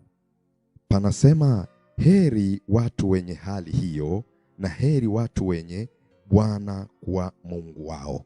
Hahirwa ubwoko bumera butyo. Heri watu wenye hali hii. Hahirwa ubwoko bufite Uwitekaho Imana yabo. Na heri watu wenye Bwana kuwa Mungu wao. Tosha kuvuga umuntu uhiriwe. Sasa hapa ni tunataka kuzungumzia ni mtu gani mwenye heri, cyangwa se ubwoko buhiriwe, au ni kabila yenye uheri, cyangwa se ni bande bahiriwe, au ni wakina nani wenye uheri, ni bande bahiriwe muri ubuzima, ni wakina nani wana uheri. Rimwe na rimwe ujya vanga bale barahiriwe. Unajua mara nyingi waga tunasema, ukiwatizama watu wanasema kweli wale kweli wana uheri. Ntabwo umuntu ahiriwe kubera imodoka agendera. Mtu hana uheri kwa kuwa anatembelea gari ya kifahari. Ntabwo umuntu ahiriwe kubera kazi runaka akora. Mtu hana uheri kutokana na kazi anayoifanya. Ntabwo umuntu ahiriwe kubera abana. Mtu hana uheri kutokana na uzao. Ntabwo umuntu ahiriwe kubera bya bindi byose uvuga. Mtu hana uheri kutokana na yale yote unayoyasema. Egome biriya ni byiza. Ukweli ni kwamba yale yote ni mazuri iyo ubifite ariko uhiriwe. Ukiwa navyo na ukiwa una uheri. Tukubyumvikana. Tunaelewana hapo. Ushobora kubifite ariko udahiriwe. Unajua waweza kukamiliki hivyo vyote lakini ule uheri hauna. Niyo mpamvu Dawidi arabisiguye neza. Ndio maana Dawidi alivisema vizuri kabisa. Hahirwa ubwoko bumera butyo. Akasema heri kabila ilivyo hivyo. Hahirwa ubwoko bufite Uwitekaho Imana yabo. Na heri kabila yenye Bwana kama Mungu wao. Ubwoko bufiteho Uwiteka Imana yabo. Na kabila ina Mungu ina Bwana kama Mungu wao. Ubwo bwoko burahiriwe. Hiyo kabila kweli ina uheri. Abantu bafite Uwitekaho Imana akaba ari Imana. Watu wana Bwana kama Mungu wao. Abantu barahiriwe. Kweli hao watu wana uheri. Niba uzi ko Uwiteka ariwe Imana yawe. Jamani, kama wewe kweli unajua kwamba Bwana ndiwe Mungu wako, urahiriwe. Wewe kabisa ninakutangazia una uheri. Urahiriwe. Wewe una uheri. Urahiriwe. Una uheri. Urahiriwe. Wewe una uheri. Nakubwiye ngo nimekuambia ibyo waba ufite byose mu buzima, chochote unachoweza kukimiliki maishani mwako, Uwiteka akaba atariwe Mana yawe na Bwana akawa siwe Mungu wako, ntabwo uhiriwe. Jamani, nakutangazia wewe uheri huna.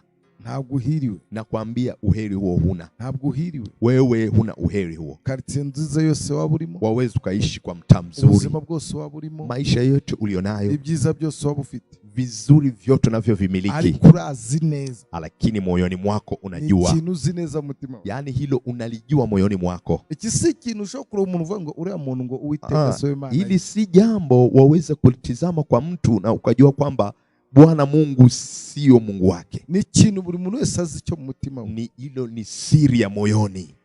Hari umuntu mu mutima arabizi. Kuna mtu anajua moyoni mwake kabisa. Ashobora na pastor. Yawezekana kama ni pastor. Ashobora ni muririmbi. Yawezekana kama ni muimbaji. Akarembera abana karirimba mugafashwa. Yani anasimama mbele za watu, ana praise, ana worship, mnasaidiwa. Ariko wazi neza kuwiteka atariwe Mana. Yeye anajua kwamba Bwana Mungu sio Mungu wangu. Ubundi nta wundi mucamanza ukenewe. Unajua hakuna hukumu nyingine inahitajika. Umutima w'umuntu n'umucyo rubanza. Moyo wa mtu ndio unatoa hukumu.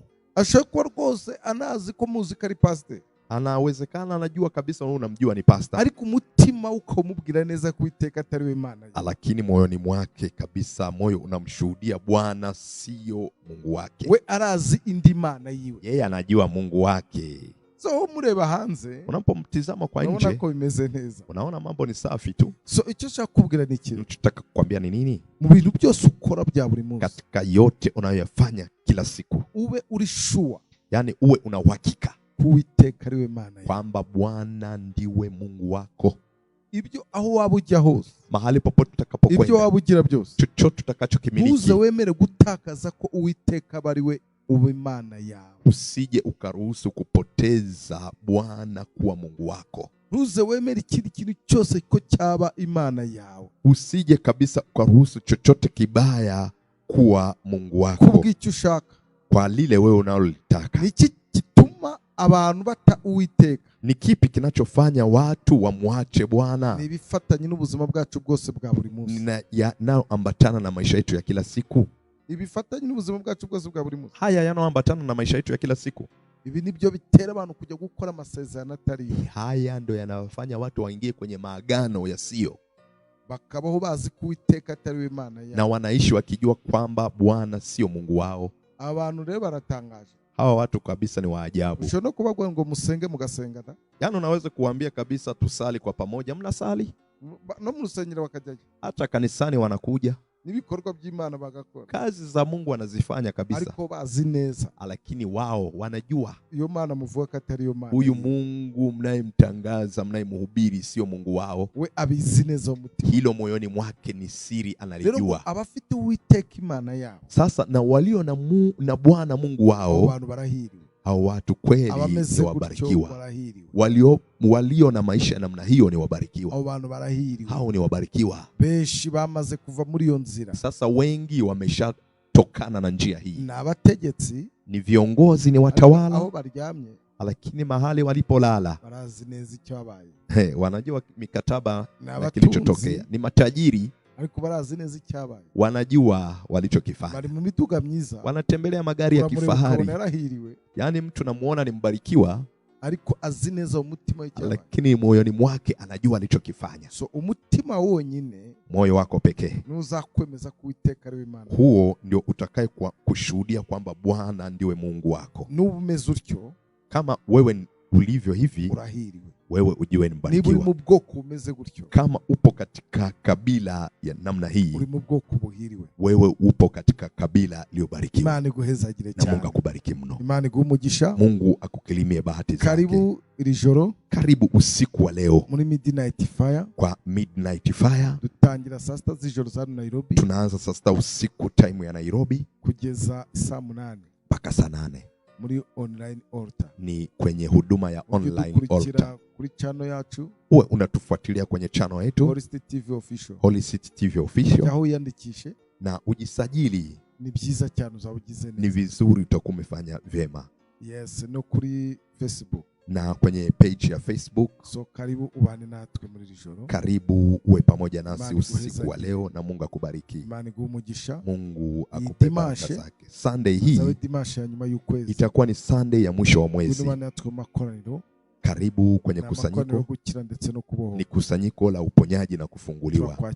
Tunakupokea. Shalom, shalom. Shalom, shalom. Kumbuka nimero ya telefoni. Kumbuka ile namba ya simu. Gutanyi 254 plus 254 743 942 Fata nanjye gusengera isengesho. Omba pamoja nami. Nukuri kugirwa neza n'imbabazi bizanyuma y'imisi yose nyiriho, nanjye nzamunzu w'iteka ryose. Amen. Hakika wema na fadhili zitanifuata siku zote za maisha yangu, nami nitakaa nyumbani mwa Bwana milele. Uwiteka agumugisha kurinde. Bwana akubariki na kukulinda. Uwiteka kumurikishize amaso akugire neza. Bwana akuangazie nuru za uso wake na kukufaza. Ukwiriye kwenda igitabo no kumena ibimenyetso bigifatanije. Ni wewe unayestahili kuchukua kitabu hiki na kuvunja mihuri yake, kuko watambwe ugacungurira Imana abo miryango yose no mu ndimi zose. Kwa kuwa ulitolewa ukakomboa watu wa Mungu wa kila kabila, kila taifa, no moko yose no mahanga yose, ubacunguje amaraso yawe, na nchi zote na lugha zote, ukiwakomboa kwa damu yako,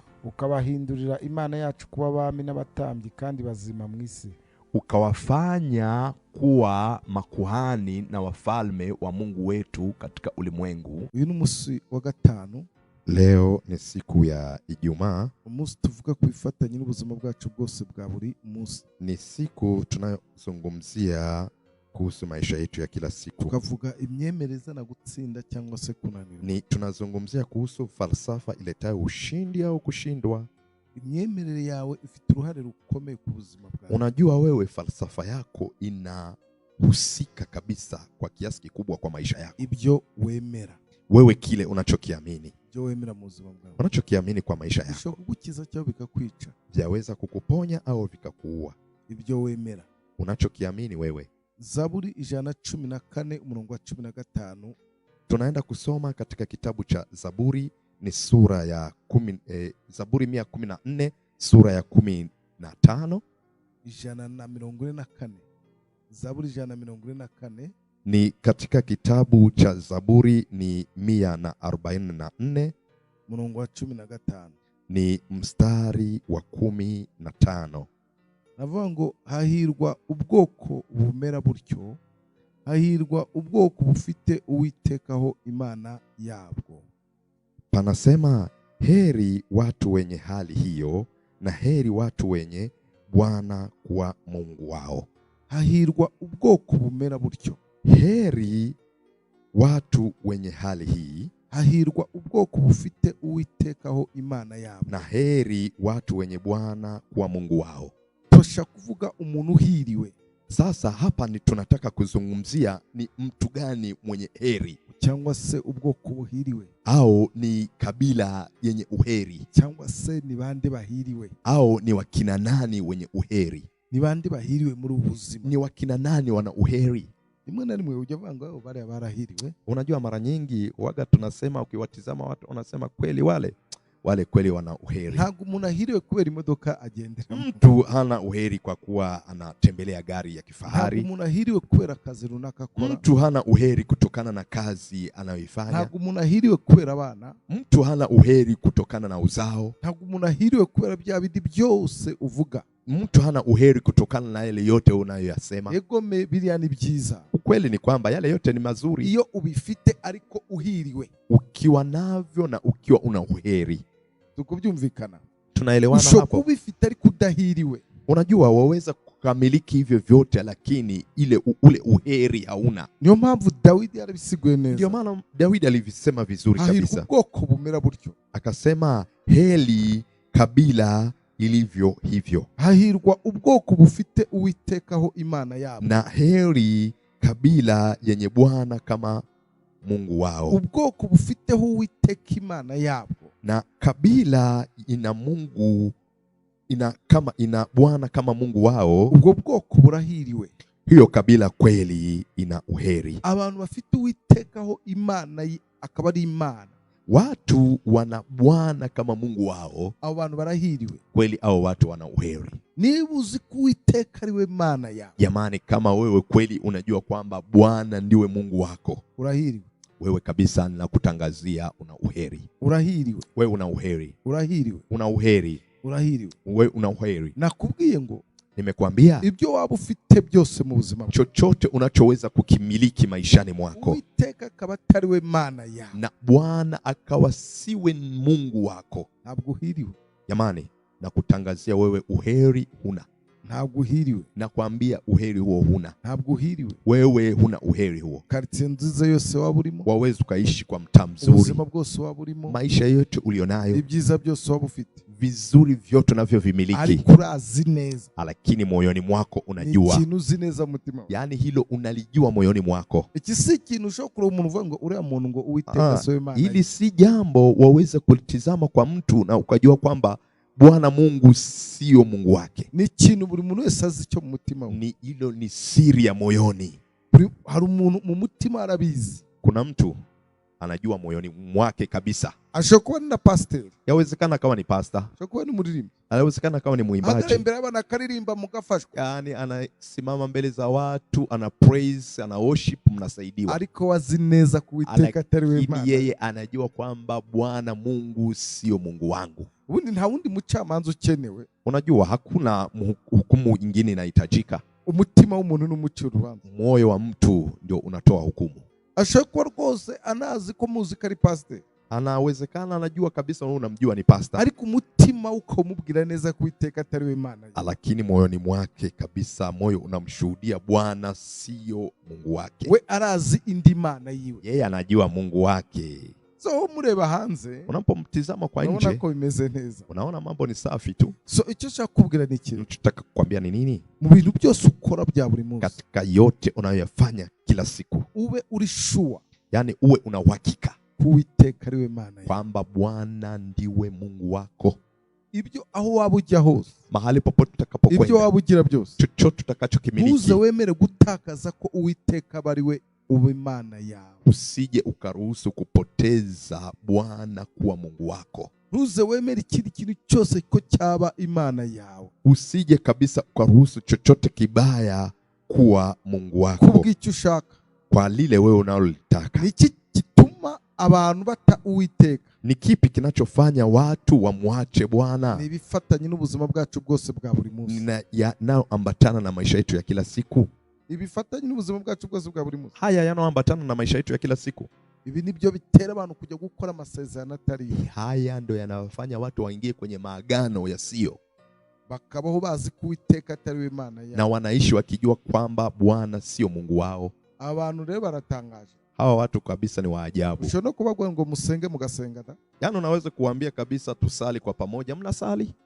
No musengera bakajyaje. Hata kanisani wanakuja. Nibikorwa by'Imana bagakora. Kazi za Mungu wanazifanya kabisa. Ariko bazi neza. Lakini wao wanajua. Iyo Mana muvuga ko atari yo Mana. Huyu Mungu mnayemtangaza, mnayemhubiri sio Mungu wao. We abizi neza umutima. Hilo moyoni mwake ni siri analijua. Rero abafite Uwiteka Imana yao. Sasa na walio na Bwana Mungu wao. Abantu barahiriwe. Hao watu kweli ni wabarikiwa. Walio na maisha namna hiyo ni wabarikiwa. Abantu barahiriwe. Hao ni wabarikiwa. Beshi bamaze kuva muri iyo nzira. Sasa wengi wameshatokana na njia hii. Na abategetsi, ni viongozi, ni watawala. Aho baryamye. Lakini mahali walipolala barazi neza icyo babaye. Wanajua mikataba na kilichotokea. Ni matajiri. Ariko barazi neza icyabaye. Wanajua walichokifanya. Bari mu mituga myiza. Wanatembelea magari ya kifahari. Yaani mtu namuona ni mbarikiwa. Ariko azi neza umutima w'icyabaye. Lakini moyoni mwake anajua alichokifanya. So umutima wonyine, moyo wako pekee, nuzakwemeza ko Uwiteka ari Imana. Huo ndio utakaye kushuhudia kwamba Bwana ndiwe Mungu wako. N'ubumeze utyo, kama wewe ulivyo hivi, urahiriwe. Wewe ujue ni mbarikiwa. Niba uri mu bwoko umeze gutyo, kama upo katika kabila ya namna hii, uri mu bwoko buhiriwe. Wewe upo katika kabila iliyobarikiwa. Imana iguhezagire cyane. Na Mungu akubariki mno. Imana igumugisha. Mungu akukilimie bahati zake. Karibu iri joro. Karibu usiku wa leo. Muri Midnight Fire. Kwa Midnight Fire. Dutangira saa 6 z'ijoro za Nairobi. Tunaanza saa 6 usiku time ya Nairobi. Kugeza saa 8. Mpaka saa 8. Muri online altar. Ni kwenye huduma ya online altar. Kuri channel yacu. Uwe unatufuatilia kwenye channel yetu Holy City TV Official. Holy City TV Official. Aho yandikishe na ujisajili. Ni byiza cyane uzabugize neza. Ni vizuri utakuwa umefanya vyema. Yes, no kuri Facebook. Na kwenye page ya Facebook. So karibu ubane natwe muri rijoro. Karibu uwe pamoja nasi usiku wa leo na Mungu akubariki. Imana igumugisha. Mungu akupe baraka zake. Sunday hii itakuwa ni Sunday ya mwisho wa mwezi. Karibu kwenye kusanyiko. Ni kusanyiko la uponyaji na kufunguliwa. Tunakupokea. Shalom, shalom. Shalom, shalom. Ibuka nimero ya telefoni. Kumbuka ile namba ya simu. Gutanya 254 plus 254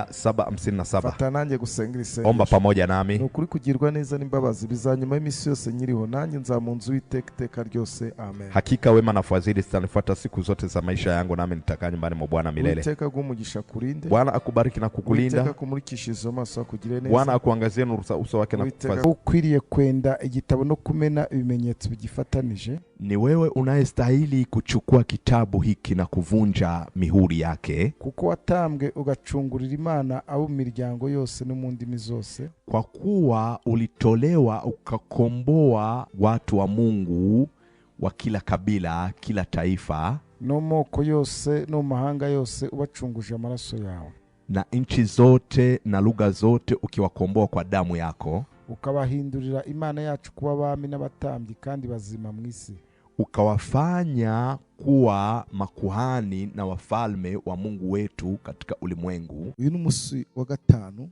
Leo ni siku ya Ijumaa. Umunsi tuvuga kubifatanya n'ubuzima bwacu bwose bwa buri munsi. Ni siku tunayozungumzia kuhusu maisha yetu ya kila siku. Tukavuga imyemereza na gutsinda cyangwa se kunanirwa. Ni tunazungumzia kuhusu falsafa iletayo ushindi au kushindwa.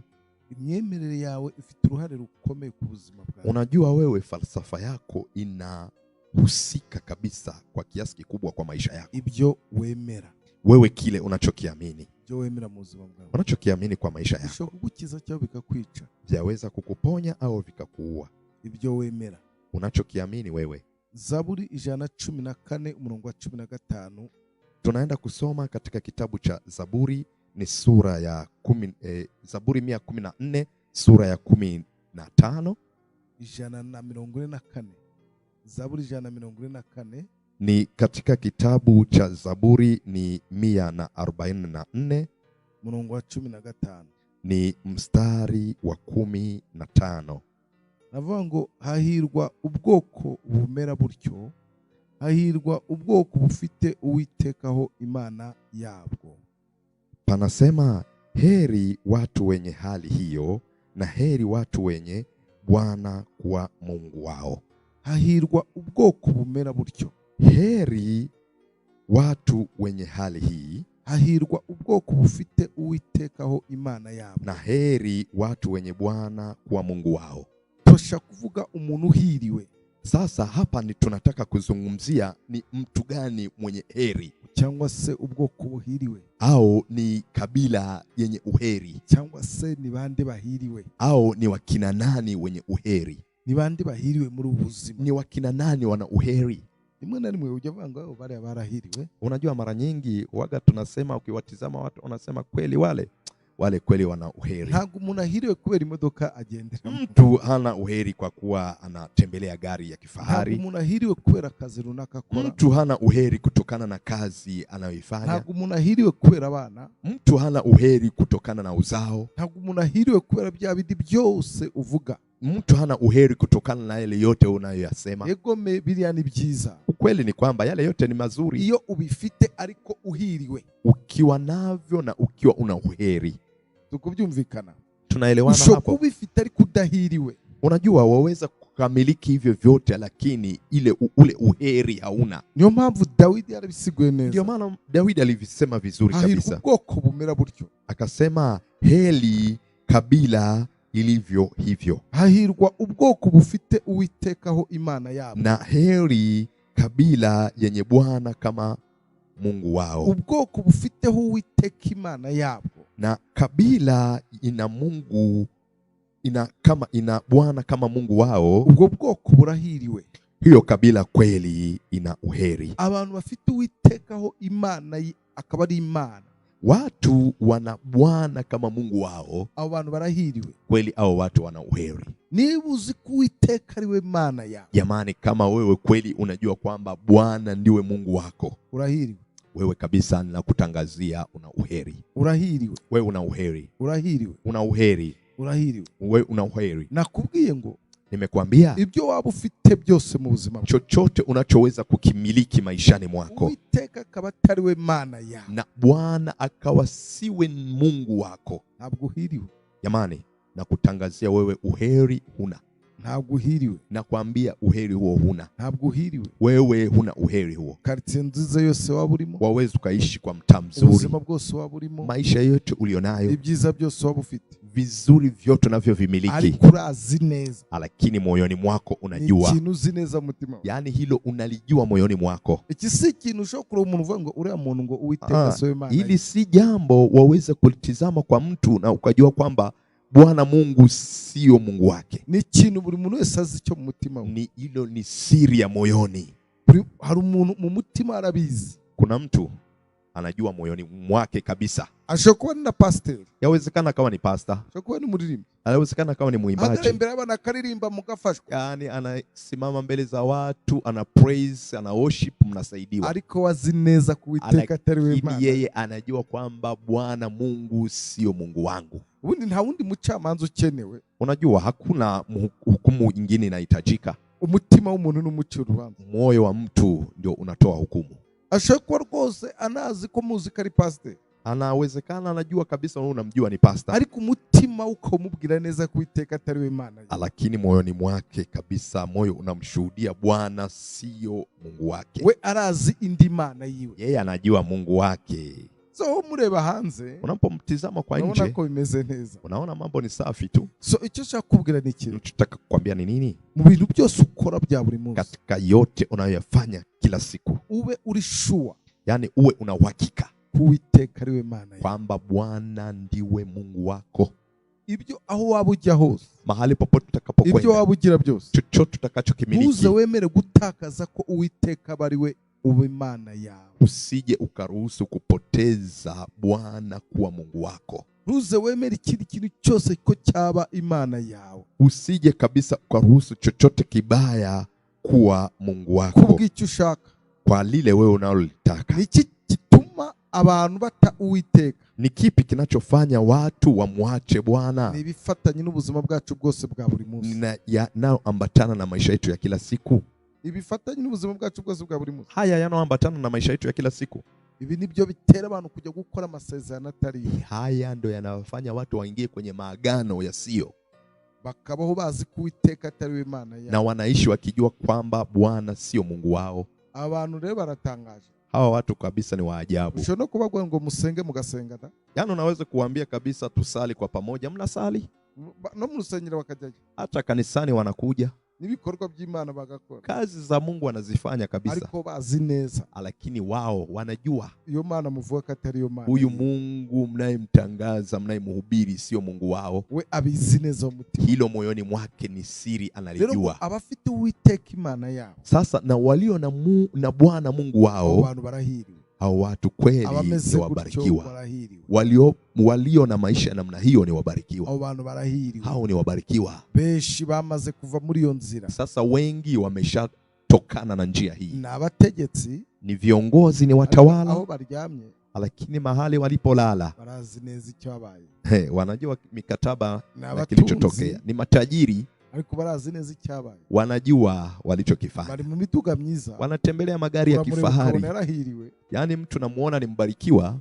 Ariko azi neza umutima w'icyabaye. Lakini moyoni mwake anajua alichokifanya. So umutima wonyine, moyo wako pekee, nuzakwemeza ko Uwiteka ari we Imana. Huo ndio utakaye kushuhudia kwamba Bwana ndiwe Mungu wako. N'ubumeze utyo, kama wewe ulivyo hivi, urahiriwe. Wewe ujiwe ni mbarikiwa. Niba uri mu bwoko umeze gutyo, kama upo katika kabila ya namna hii, uri mu bwoko buhiriwe. Wewe upo katika kabila iliyobarikiwa. Imana iguhezagire cyane. Na Mungu akubariki mno. Imana iguhumugisha. Mungu akukilimie bahati zake. Karibu iri joro. Karibu usiku wa leo. Muri Midnight Fire. Kwa Midnight Fire. Dutangira saa 6 z'ijoro za Nairobi. Tunaanza saa 6 usiku time ya Nairobi. Kugeza saa 8. Mpaka saa 8.